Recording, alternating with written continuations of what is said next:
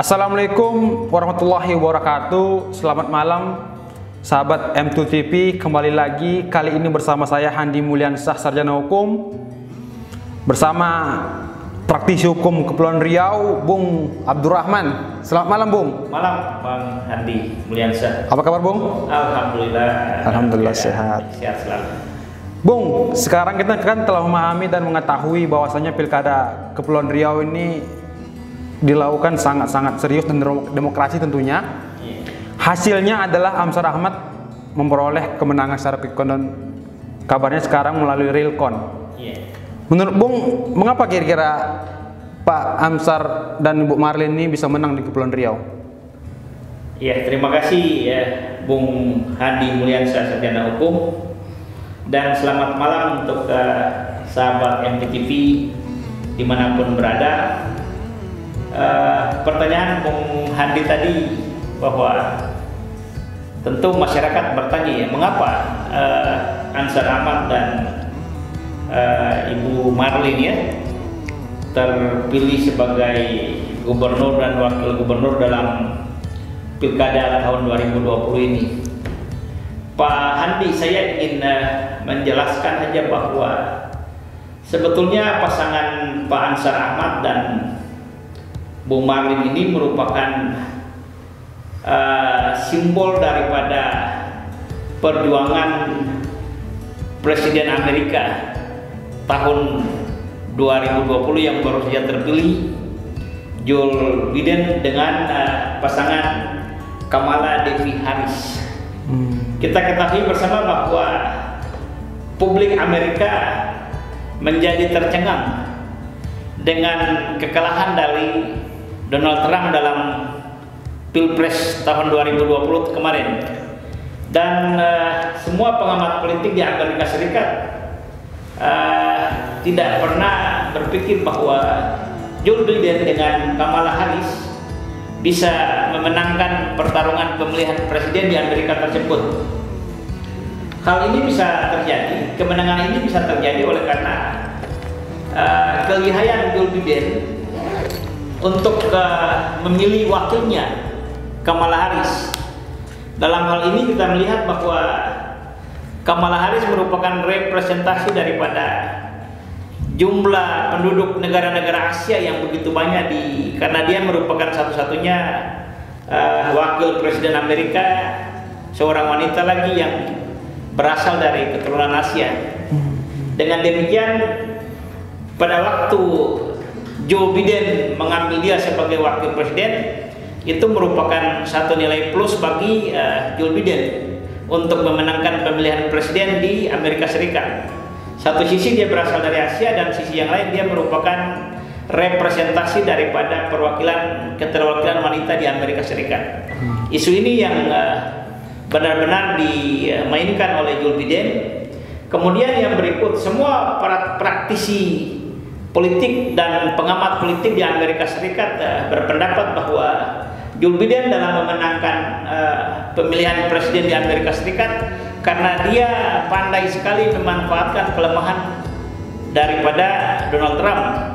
Apa sih kelemahan daripada Donald Trump? Donald Trump punya kebiasaan suka mengeluarkan statement-statement yang bisa memusingkan publik di Amerika Serikat. Dengan kelemahan ini, maka Joe Biden datang sebagai seorang calon presiden yang tenang dengan membawakan visi-visi yang untuk pergerakan ekonomi masyarakat Amerika Serikat. Itu yang menimbulkan ketertarikan publik Amerika Serikat terhadap Joe Biden. Hal ini pun memang betul-betul diterapkan oleh pasangan Amsar Ahmad dengan Marlin.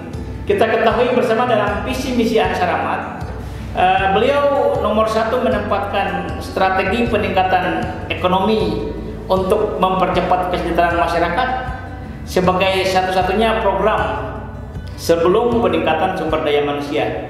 Artinya beliau sudah lihat sekarang masyarakat Provinsi Kepri dalam keadaan keprihatinan di saat pandemi COVID-19. Kemudian dengan keterpurukan ekonomi global, Pak Amsar Ahmad sudah berpikir bahwa satu-satunya cara untuk menstabilkan masyarakat kembali dengan program-program ekonomi. Bagaimana orang mau meningkatkan sumber daya manusia jika keluarganya bisa belum mendapatkan penghasilan yang layak dengan keterbukaan lapangan-lapangan kerja?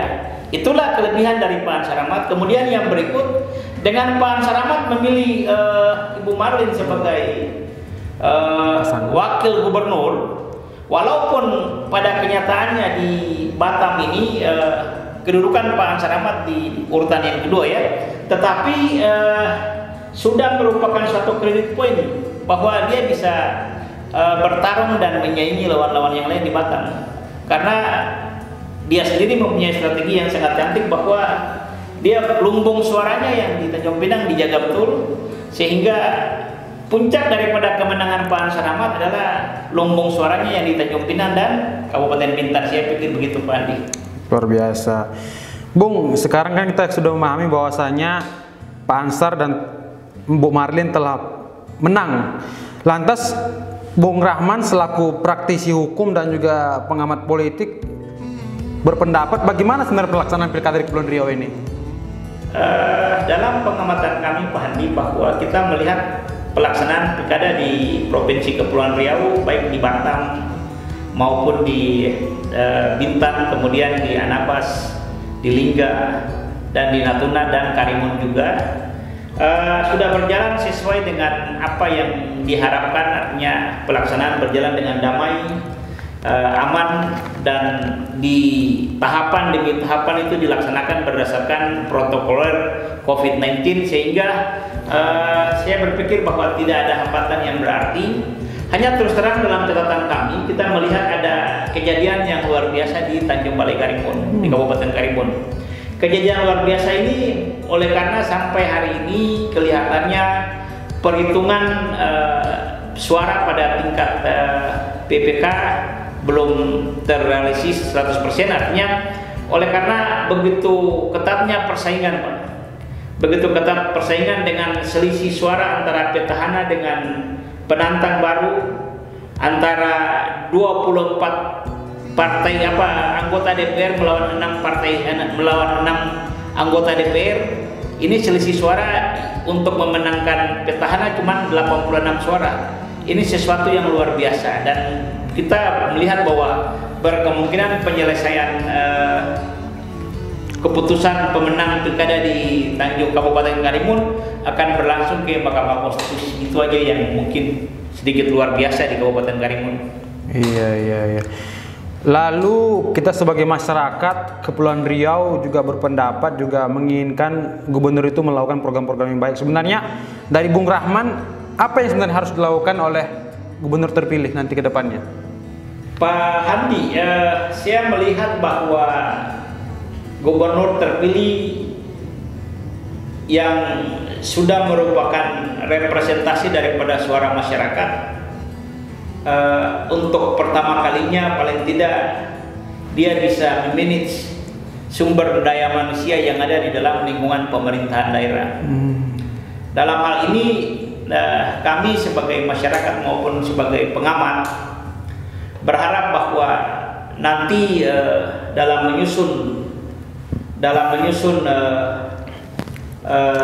perangkat kerja, baik dalam dinas-dinas maupun sampai dengan satuan-satuan kerja di pemerintah Provinsi Kepri, kita berharap proses itu bisa berjalan secara profesional dan proporsional, sehingga akan terbentuk satu tim kerja yang bisa dikonsolidasikan, bisa memiliki visi besar untuk menyelesaikan visi dan misi daripada gubernur yang sudah terpilih, dalam hal ini Pak Ansar Ahmad, sehingga tim kerja ke depan ini hendaknya bukan tim yang dipenuhi oleh tim yang suka dengan teori-teori, tetapi tim kerja pada pemerintah Provinsi Kepulauan Riau adalah tim kerja yang bisa membangun teori untuk diwujudkan dalam praktek, sehingga hasil kerja mereka itu dapat diimplementasikan ke masyarakat, dan masyarakat akan merasakan visi dan misi yang sudah dituangkan oleh gubernur yang sudah terpilih. Artinya konkretnya kita berharap bahwa kepala-kepala dinas yang akan dipilih oleh gubernur terpilih jangan sampai ada dikotomi, ya Pak ya. Dikotomi artinya jangan sampai dikultuskan untuk kabupaten-kabupaten tertentu yang mengisi jabatan-jabatan strategis. Itu yang kita harapkan tidak. Kita berharap Pak Ansar Ahmad akan menarik orang-orang yang betul-betul profesional pada bidangnya, sehingga apapun visi misi program kerja yang dia inginkan bisa dikerjakan. Dan kami yakin Pak Ansar Ahmad dengan pengalaman 2 tahun duduk sebagai Bupati Bintan bisa mengimplementasikan apa yang menjadi visi misinya melalui pemilihan kepala-kepala dinas yang memang betul-betul bisa memiliki visi besar bersama dengan dia untuk mengerjakan apa yang diinginkan oleh Pak Ansar dan Bu Marlin. Kemudian yang berikut yang kita harap bahwa tugas utama Pak Ansar dalam 100 hari ke depan yang kita harapkan bagaimana pengelolaan fokus sumber daya kelautan maritim sebagai pendapatan terbesar Provinsi Kepulauan Riau. Karena kita melihat bahwa hampir 60-70% wilayah Provinsi Kepulauan Riau ini adalah perairan. Oleh karena kita berbatasan langsung dengan Selat Melaka yang menghubungkan negara Malaysia dan Singapura, maka di situ terdapat potensi sektor maritim dalam bentuk labu kapal maupun kegiatan-kegiatan kepelabuhan lainnya yang merupakan potensi besar. Bahkan nilainya kalau dikalkulasikan bisa ratusan sampai triliunan rupiah dalam 1 tahun. Artinya kalau Pak Ansar memiliki visi untuk pengembangan peningkatan kesejahteraan masyarakat melalui optimalisasi pengelolaan sumber daya kelautan sebagai pendapatan terbesar Provinsi Kepulauan Riau, sudah saatnya dalam 100 hari paling tidak masyarakat Kepulauan Riau berharap ada satu harapan, ada satu gambaran bahwa bagaimana potensi kelautan kita ini bisa dimanfaatkan. Karena kita melihat bahwa berdasarkan amanah Undang-Undang Nomor 23 Tahun 2014 tentang pemerintahan daerah, di situ sudah diamanatkan bahwa pengelolaan perairan di bawah 12 mil merupakan tanggung jawab pemerintah Provinsi Kepulauan Riau, ya Pak, merupakan tanggung jawab pemerintah provinsi. Oleh karena amanah itu, maka sudah sewajarnya dengan undang-undang itu pemerintah Provinsi Kepulauan Riau dapat mengoptimalkan potensi kelautan kita dalam berbagai jenis untuk sebesar-besarnya menekan peningkatan pendapatan daerah. Jadi kalau sekiranya yang terjadi sekarang ini, dan kita harus mengakui itu, bahwa potensi kelautan dia sedang dinikmati oleh sebagian orang. Sebagian orang itu nanti mungkin akan kita lakukan satu investigasi untuk membuka sejelasnya data-data bahwa selama ini kegiatan labu jangkar kita dan pengelolaan potensi kelautan kita dinikmati oleh orang-orang mana, itu harus dibuka secara transparan. Sehingga apabila di dalam potensi itu terdapat unsur-unsur yang berpotensi merugikan negara dan sumber-sumber pendapatan daerah, maka harus dibawakan ke proses hukum, Pak Hadi.